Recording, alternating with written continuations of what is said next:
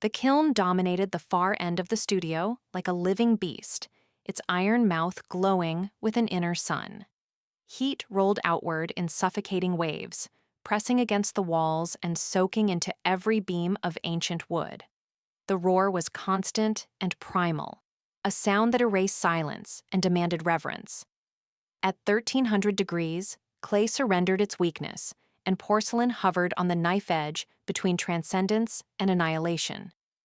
Outside, winter clutched the Baek estate in frost and snow, but inside this room, fire ruled absolutely.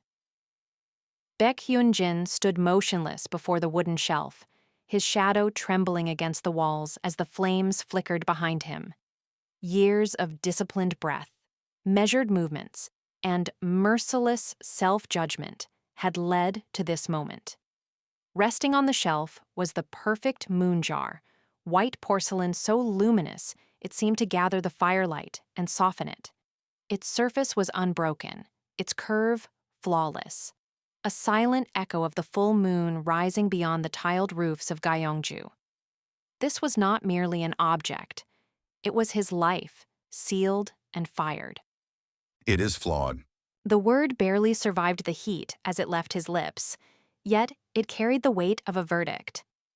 His eyes traced the jar's surface again and again, searching not with sight alone, but with something deeper, something sharpened by inherited obsession. Generations of masters seemed to breathe down his neck, their expectations tightening like invisible hands. To anyone else, the jar was perfection incarnate. To him, it was a mirror reflecting every inadequacy he had ever feared. Master, it is perfect. It is valued at $10 million. The assistant's gasp lingered in the air, thin and helpless against the furnace's roar. Awe and terror warred in his expression as he looked between the jar and the man who had shaped it. $10 million was not just a sum. It was recognition, legacy, immortality in the world of art. The assistant saw salvation in that porcelain moon. He did not see the sickness coiled in his master's gaze, tightening with every passing second. No, there is a hairline fracture in the soul of it. I can feel it. His voice rose, sharp and unyielding, as if daring reality to contradict him. 15 generations of the Baek family pressed down upon his spine, each ancestor a silent judge. Perfectionism was not a trait passed down to him. It was an inheritance as binding as blood. In his mind, the flaw was already spreading, corrupting the jar from within, mocking him for believing he could ever reach purity. Slowly and deliberately, Hyun-jin reached for the heavy iron hammer resting against the work table. Its handle was worn smooth by years of use, its weight familiar and almost comforting. The movement felt ritualistic, as though this destruction had been written long before the jar had ever been shaped. Sweat and blood mingled on his tongue as the fire thundered behind him. Master, do not! The plea cracked under panic, echoing uselessly off shelves lined with bowls, cups, and plates, each one a testament to mastery that most artists could only dream of. Time seemed to stretch, every breath drawn out, every flicker of flame exaggerated. The hammer rose, catching the kiln's light, and for one suspended heartbeat, the world held its breath. The impact was catastrophic. The perfect moon jar did not simply break. It detonated. Porcelain screamed as it shattered, erupting into a storm of white fragments that sprayed across the studio like fallen stars. The sound was violent and final, impossible to take back. Where perfection had stood, there was now only absence and debris. Hyun-jin did not stop. Something inside him snapped open, flooding his body with brutal clarity. He turned the hammer on the bowls, the cups, the plates, each strike erasing months and years of work. Shelves collapsed, porcelain burst, and the studio became a battlefield of white shards and splintered wood. Creation gave way to annihilation, and he welcomed it. When the last echo faded, Hyun-jin stood alone amid the wreckage.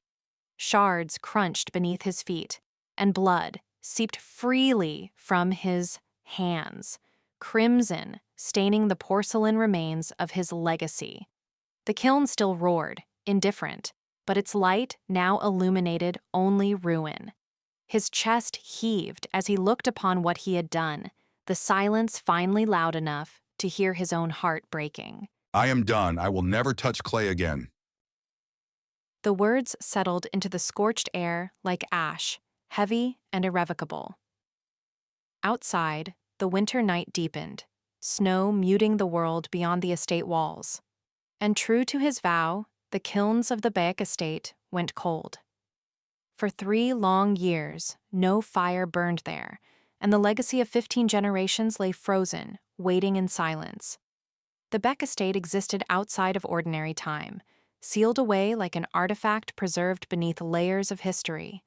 The traditional Hanok houses stood with curved, tiled roofs that seemed to bow under the weight of centuries, their wooden beams darkened by age and ritual care.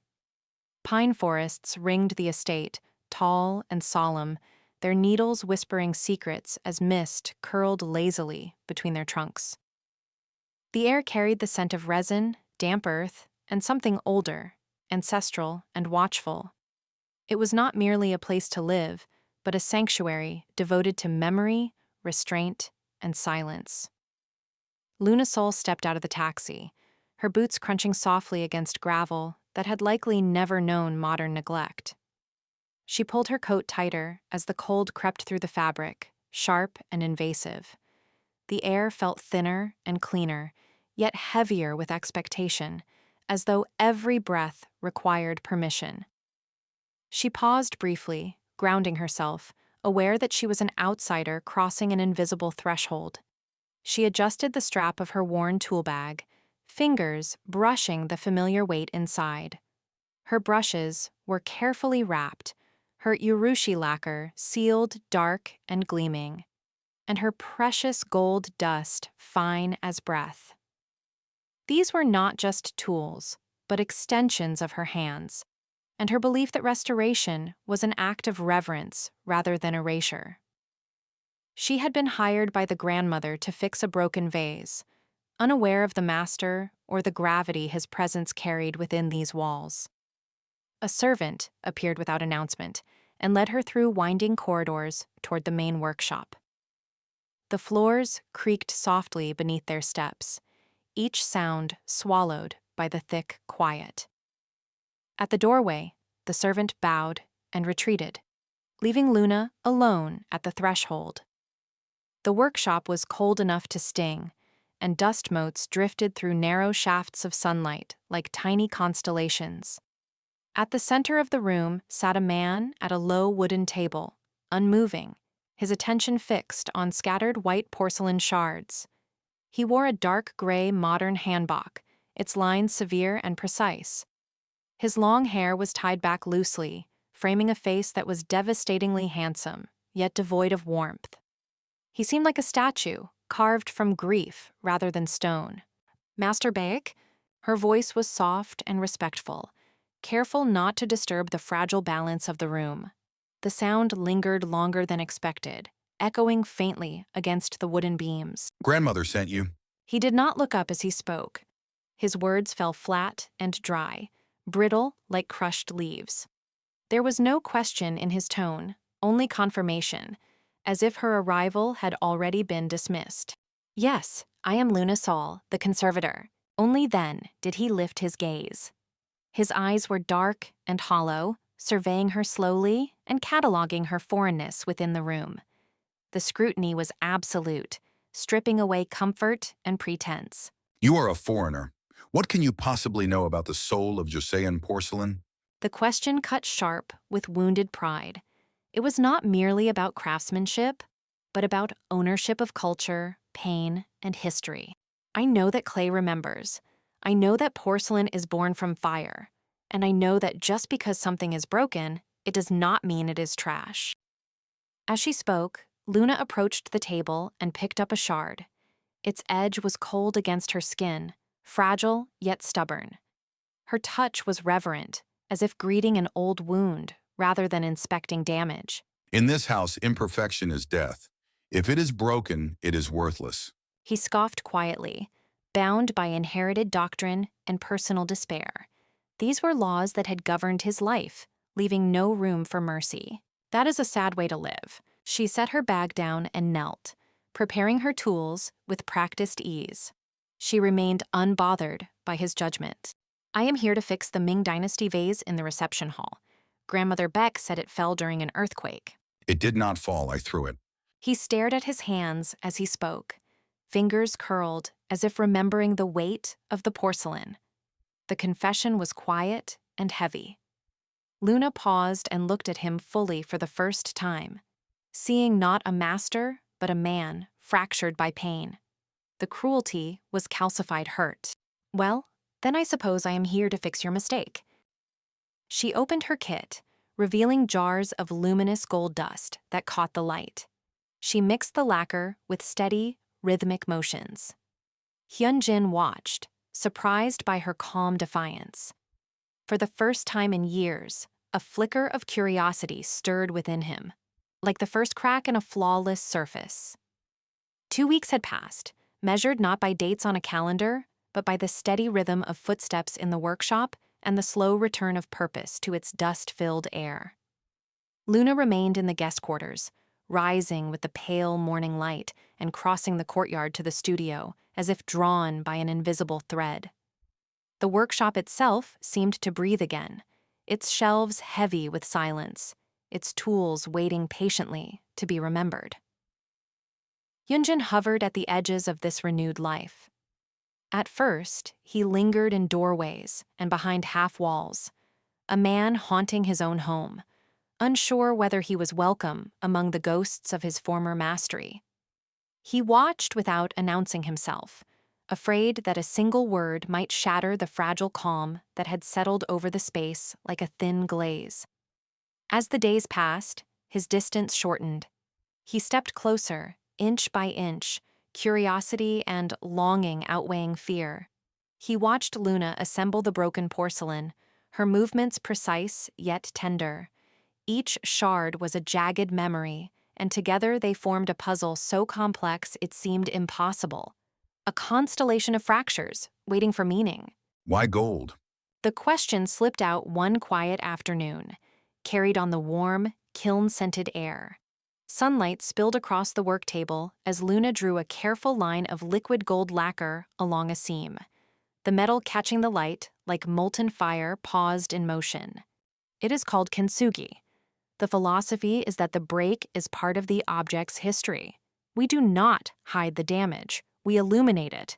We honor it. She did not look up as she spoke, as if the words were as practiced and natural as her hand's steady path. The gold settled into the cracks, transforming wounds into deliberate beauty. Hyun-jin lowered himself into the chair opposite her, the wood creaking softly under his weight. He tasted the unfamiliar idea, turning it over in his mind like a shard with sharp edges still intact. Honor the damage. My father taught me that damage is failure. Your father was wrong. She finally looked up, and the workshop seemed to brighten with the warmth in her gaze. Her brown eyes held a kindness that did not pity him, only recognized him. She gently rotated the vase toward him, inviting him to truly see. Look, the gold lines ran through the porcelain like captured lightning, branching and alive, defying the cold perfection the vase once held. It was no longer an object striving to be flawless. It was something that had survived. The beauty of it struck him with unexpected force, as if it were breathing. It is beautiful.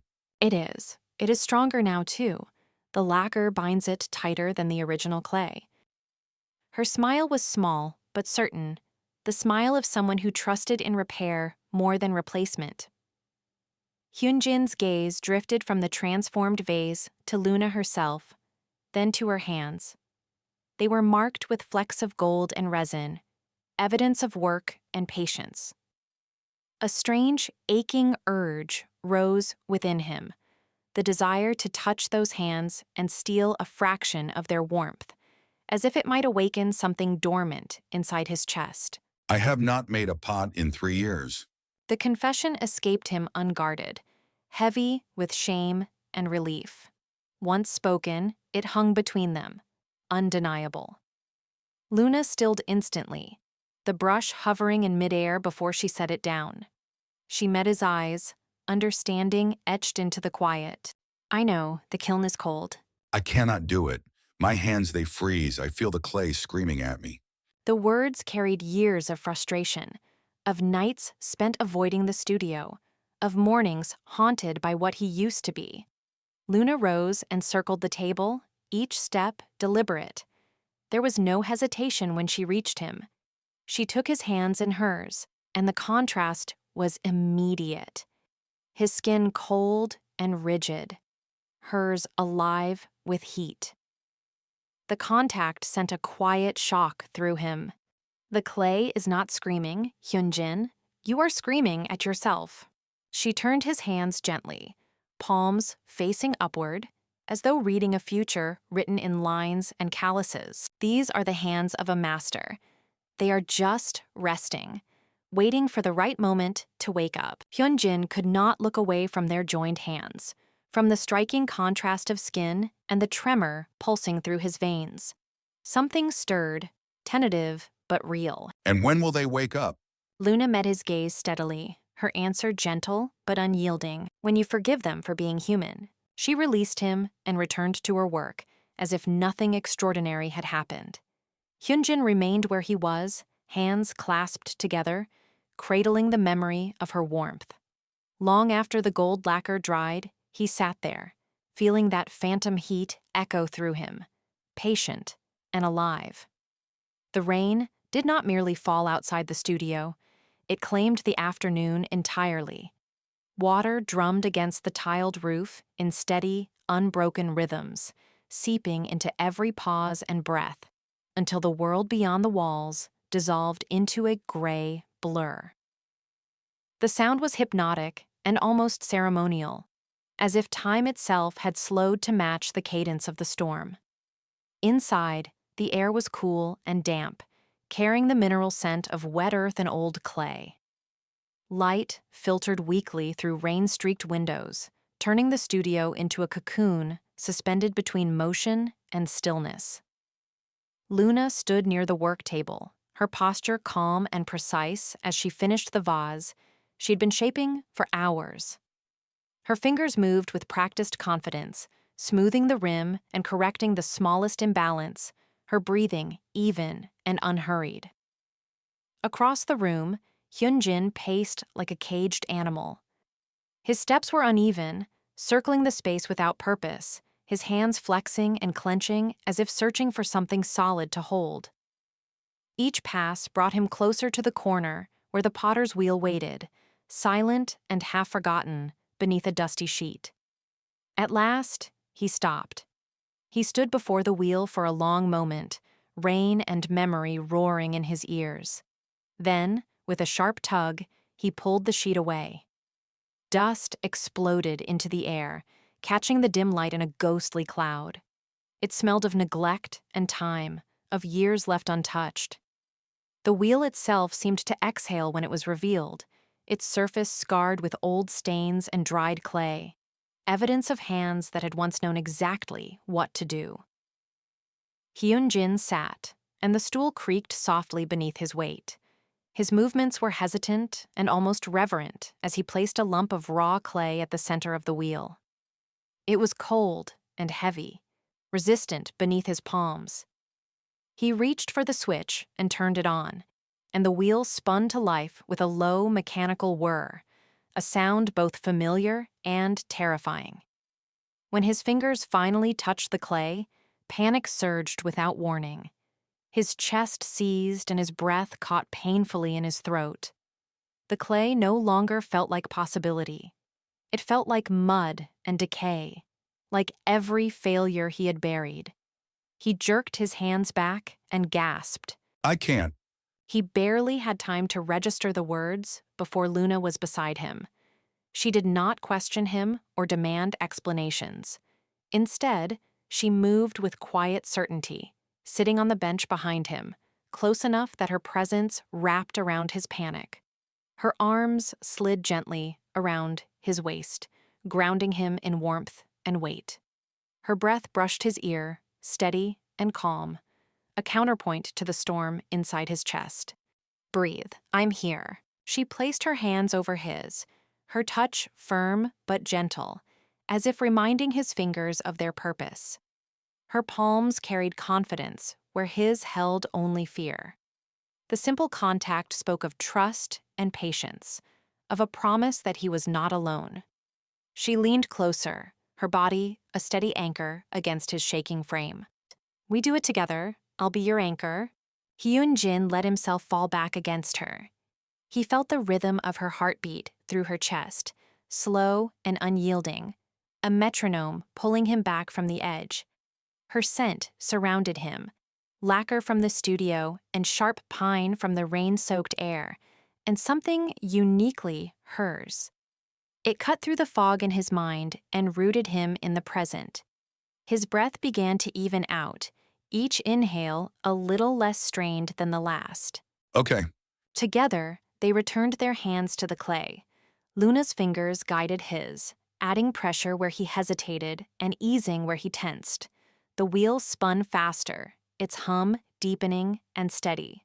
They worked to center the clay, their movements synchronized, shoulders and wrists aligning as if they had practiced this dance for years. The wet clay slipped between their interlocked fingers, slick and alive, responding to every subtle shift. It was messy and intimate, two sets of hands shaping the same heartbeat of earth. They lifted the clay together, drawing it upward and pressing it down again and again. The cylinder began to rise, imperfect but real. Hyun-jin closed his eyes and let sensation replace thought. His awareness narrowed to Luna behind him, the warmth of her arms and the certainty of her presence. The clay seemed to listen, taking form not from technique alone, but from emotion and connection. "You're doing it." He opened his eyes. The pot stood before him, trembling slightly on the spinning wheel and undeniably alive. Awe flooded his chest. He turned his head without questioning the instinct. Luna's face was inches from his, her eyes soft and focused entirely on him. A smudge of gray clay streaked her cheek, a mark of the moment. Something inside him broke free, and he turned fully in her arms and kissed her. The kiss was not careful or restrained. It was the collapse of a dam that had held back years of fear, grief, and longing. His clay-covered hands framed her face, leaving streaks of wet gray against her skin. She answered with equal urgency, her fingers digging into his shoulders as if to hold him in place. They lost balance together and slid off the bench onto the floor in a tangle of limbs and breath. Above them, the wheel continued to spin, humming its steady song. Rain battered the roof, dust clung to their clothes, and clay smeared their skin, but none of it mattered. In the middle of the mess and the heart of the storm, something new had been made. For the first time in 3 years, the master had created something again. Not a vessel of clay, but something far more fragile and powerful. He had created love. The main house had become its own sealed universe, a fragile bubble floating just above reality. For 2 full weeks, time seemed to bend inside the studio. Morning light slipped through paper windows and settled gently on clay-dusted floors. Nights arrived without warning, announced only by the cooling sigh of the kiln. Hyun-jin and Luna lived inside this rhythm. Their days blurred together, hands shaping wet earth, quiet conversations blooming into laughter, accidental touches lingering longer than necessary. The kiln burned again, alive and breathing, its heat painting Hyun-jin's face with color and joy. He laughed, an unguarded, almost forgotten sound. But bubbles, no matter how beautiful, are born to burst. Grandmother Baek arrived without warning, like a sudden crack of thunder in clear skies. The studio door slid open with a sharp finality, breaking the spell. She stepped inside, her presence instantly changing the air. Her eyes swept over the shelves first, cataloging every new pot. They were unmistakably different: curves that leaned instead of standing rigid, glazes that breathed instead of shined, organic, asymmetrical, alive with Luna's influence. Then her gaze shifted, landing on the two figures seated close together, steam rising from their teacups, their faces softened by something dangerously close to devotion. Baek Hyun-jin. Her voice cracked through the room like a whip striking stone. The sound alone carried years of authority, discipline, and unchallenged rule. Hyun-jin and Luna reacted instantly, bodies jerking apart as though caught in wrongdoing. The space between them widened, suddenly cold and exposed, as if the studio itself had taken a step back. Grandmother.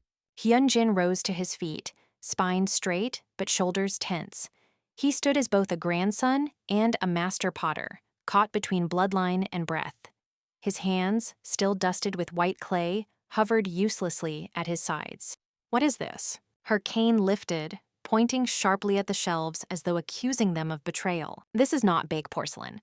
This is foreign garbage." Her gaze slid next, hard and measuring, finally settling on Luna, an outsider standing on sacred ground.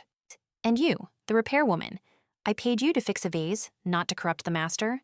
The words landed like slaps. Luna felt them strike her chest, sharp and humiliating, even as she forced herself to remain still. She did not corrupt me. Hyun-jin stepped forward, placing himself instinctively between them. She inspired me. I am working again, grandmother. Look, the kiln is hot. He gestured toward the glowing kiln, as if its heat could prove his salvation. The fire roared softly, indifferent to lineage or pride. "You are working wrong." Her cane struck the floor with a violent crack, the sound echoing through the studio like a verdict. "Our legacy is purity, perfection, tradition. You are mixing our blood with outsiders. You are polluting the line." Each word was sharpened by generations of fear of change, of dilution, of becoming irrelevant. Luna felt the sting deep in her ribs. Slowly, deliberately, she turned toward her bag. Her fingers moved without ceremony, folding tools, closing zippers, packing away the small life she had built here. "I should go." Her voice was barely louder than the cooling kiln, but it carried resolve. No. He reached out, panic overriding pride, his hand closing around hers. She stays. Grandmother Baek did not raise her voice. She did not need to. "If she stays," her tone dropped, glacial and final. "Then, you are no longer the master. I will call the Board of Cultural Heritage. I will strip you of your title. You will lose the estate. You will lose the kiln. You will be nothing but a man with dirty hands." The threat was absolute. It reached beyond property or status. It aimed straight at Hyun-jin's core. 15 generations pressed down on him, invisible yet crushing. Luna searched his face and found the truth there. Love, yes, but also terror. Pottery was not his profession. It was his bone and marrow, the language of his soul. She could not be the reason it was torn from him. Gently, painfully, Luna pulled her hand free. "Hyun-jin." Her voice was steady now, forged by sacrifice. "The vase is fixed. My job is done. Luna, do not. I have to go back to New York. My visa is expiring." The lie slipped out smoothly, a mercy disguised as necessity. "He is a genius, Madame Baek, but geniuses need air to breathe. If you keep him in a box, he will break again." She lifted her bag, its weight insignificant compared to the moment. "Goodbye, Hyun-jin." She walked out without looking back. Hyun-jin did not follow. He stood rooted to the floor, held in place by centuries of expectation and fear. He watched her disappear beyond the threshold, the studio suddenly cavernous and cold. And just like the moon jar 3 years ago, something precious slipped from his grasp and shattered, this time not porcelain, but his heart. 3 months had passed since Hyun-jin Baek vanished from the public eye, and the Seoul Art Center now pulsed with a barely contained electricity. This was not merely an exhibition. It was an event that felt closer to a reckoning. Critics, collectors, students, and rivals crowded the marble steps, their murmurs overlapping like nervous breaths before a storm. Cameras flashed, heels clicked, and the air itself seemed tight with expectation. The grand return of Master Baek was not just anticipated. It was demanded by an art world that had been left starving during his silence. Inside, the gallery was a study in restraint. The walls were an immaculate, almost blinding white, reflecting the overhead lights so evenly that shadows seemed to hesitate before forming. The space smelled faintly of fresh paint and polished stone, a clinical purity that echoed Baek family tradition. This was the kind of room designed to sanctify objects, to elevate them into untouchable ideals.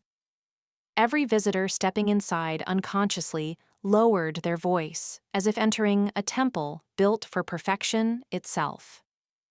At the entrance stood Grandmother Baek, upright despite her age, her presence commanding and ceremonial. Her hanbok was understated but immaculate, and her smile was practiced, warm, proud, and unyielding. Reporters clustered around her, microphones angled upward, pens poised. She represented continuity, lineage, and authority, the living embodiment of a legacy that had shaped generations of Korean ceramic art. He has returned to tradition, her voice carried with effortless confidence, the kind that comes from never having doubted the path laid before you. Perfect white porcelain. When the doors finally opened, the sound that escaped the crowd was not applause, but a collective gasp, sharp and involuntary, almost frightened. The pristine expectations shattered instantly. Where flawless white vases should have stood in serene rows, there were fractures, scars, and deliberate wounds. The gallery was not filled with perfection. It was filled with broken things, each one demanding to be seen rather than admired. Hyun-jin had taken every newly fired pot, the ones that met his grandmother's impossible standards, and destroyed them with his own hands. The violence of that act lingered invisibly in the air, but he had not abandoned them. He repaired them carefully and lovingly, using red lacquer instead of gold.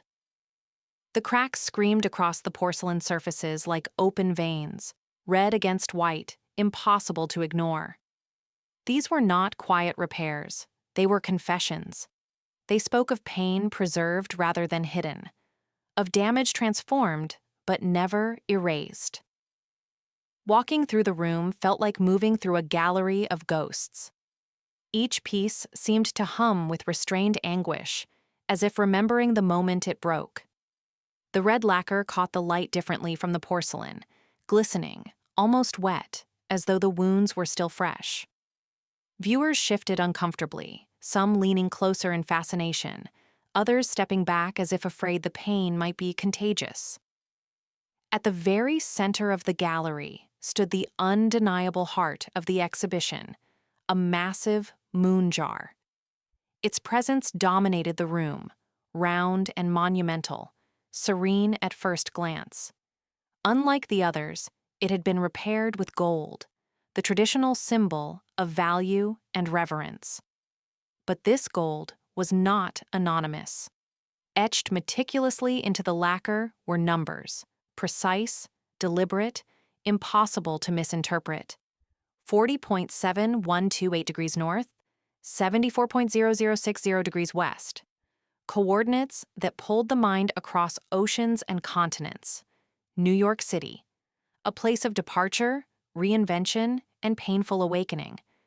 The gold no longer represented tradition alone.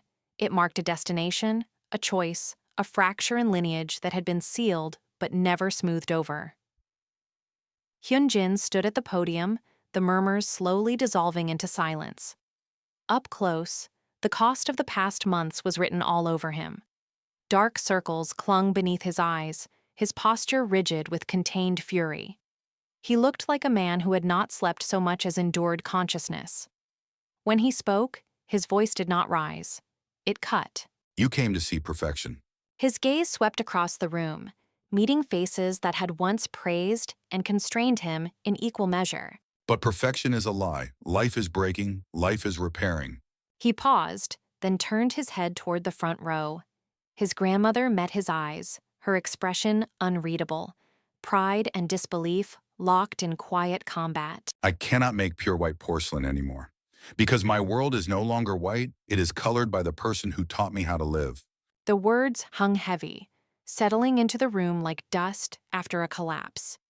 Then Hyun-jin stepped away from the podium. Each footstep echoed too loudly in the stunned silence as he walked past his grandmother, close enough that their sleeves almost brushed. Keep the title. He did not slow and did not soften. Keep the estate. I'm going to find my gold. He walked out of his own exhibition, the doors closing behind him with a finality that felt irreversible. No one moved. The art world stood frozen amid broken porcelain and bleeding seams, while Grandmother Baek remained seated, her silence louder than any protest, surrounded by the ruins of a legacy she could no longer fully control. The Greek antiquity wing of the Metropolitan Museum breathed with a quiet, reverent patience. Marble figures stood frozen in gestures begun thousands of years ago, their chipped noses and softened muscles bearing the slow erosion of time. Overhead, the vaulted ceiling filtered New York daylight into a pale, almost sacred glow. The air smelled faintly of stone dust, conservation solvents, and history itself. Visitors passed at a distance, their footsteps muted, unaware that among these relics of broken empires, a far more fragile restoration was unfolding. Luna stood at her workbench, bent slightly over a damaged Greek statue, her shoulders heavy beneath a white lab coat dusted with plaster. The coat hung looser than it once had, as if exhaustion had hollowed her out. Dark circles bruised the skin beneath her eyes, and her movements carried the mechanical precision of someone working on instinct rather than energy. A week had passed, yet grief had not learned the meaning of time. It clung to her fingers, settled into her breath, and followed her even here.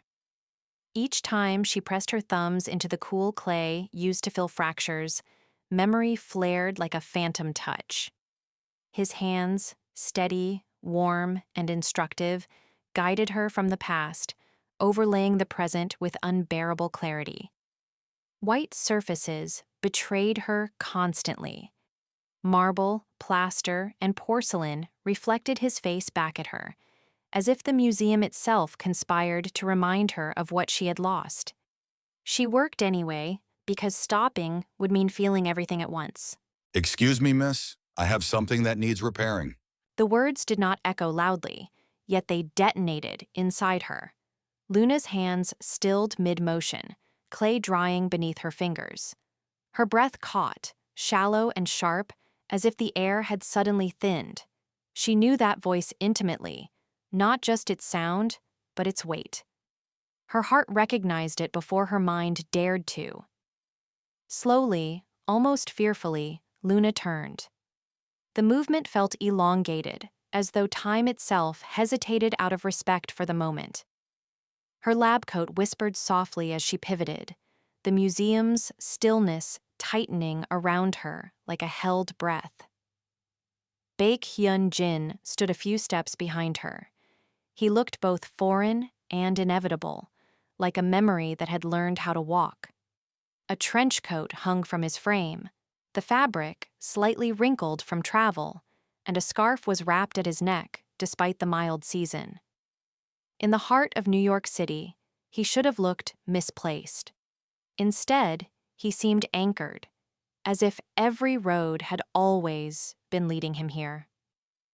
In his hands, cradled with ceremonial care, was a small ceramic cup shattered into several pieces. The break lines were jagged and unapologetic. Luna recognized it instantly, the cup from their first day, when tea steamed between them and possibility felt endless. Seeing it broken hurt more than she expected, as if the fracture had traveled directly into her chest. "You broke it?"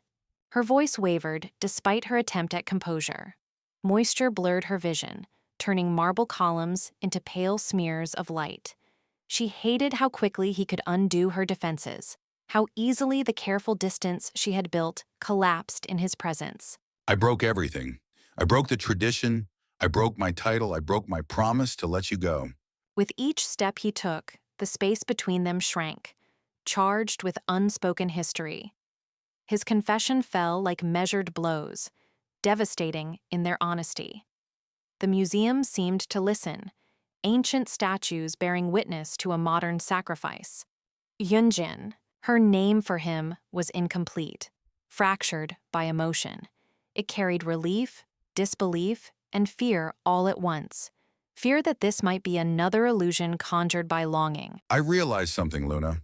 The kintsugi, the gold, it is not the repair. It is the point. As he spoke, understanding softened his features. He stepped beside her workbench and gently placed the shattered cup upon it. The fragments clicked together softly, a fragile music of brokenness laid bare. I am the clay. You are the gold. Without you, I am just a pile of shards. The words settled deep inside her, filling the hollow spaces grief had carved. She stared at the cup, then at him, seeing not the master craftsman the world revered, but a man stripped to his most honest form. "You gave up everything? The kiln? The legacy?" The questions trembled with awe and terror. To accept him now meant accepting the weight of what he had abandoned. I can build a new kiln. I can buy clay anywhere, but I cannot find another soul like yours. He reached out, hesitating only a fraction of a second before taking her hands. They were stained with plaster and dust, evidence of her quiet endurance.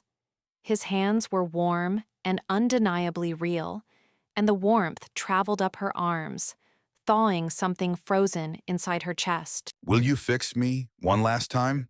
Luna searched his face, seeing exhaustion that mirrored her own, but also resolve forged through pain. This was not a plea born of weakness, but of choice.